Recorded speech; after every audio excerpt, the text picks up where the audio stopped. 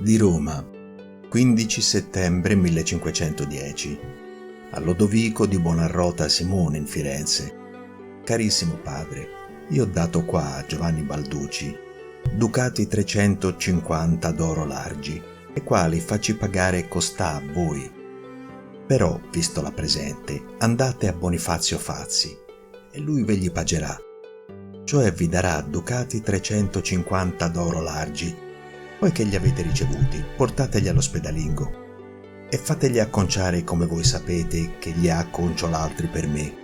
Restavi certi ducati spicciolati, e quali vi scrissi che voi ve li togliessi. Se non li avete presi, pigliateli a posta vostra. E se avete bisogno di più, pigliate ciò che voi avete di bisogno, che tanto quanto avete di bisogno, tanto vi dono, sebbene gli spendessi tutti. E se bisogna che io scriva all'ospedalingo niente, avvisate. Intendo per l'ultima vostra come la cosa va. N'ho passione assai. Non ve ne posso aiutare altrimenti, ma per questo non vi sbigottite e non ve ne date un'oncia di malinconia, perché se si perde la roba, non si perde la vita.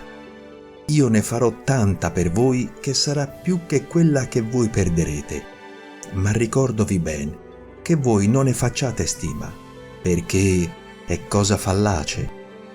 Pure fate la diligenza vostra e ringraziate Dio, che poi che questa tribolazione aveva a venire, che la sia venuta in un tempo che voi ve ne potete aiutare meglio che non avresti fatto per il passato.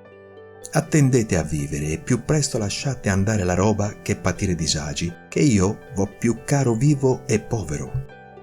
Che morto voi, io non arei tutto l'oro del mondo, e se coteste cicale costà o altri vi riprende, lasciategli dire che son uomini sconoscenti e senza amore.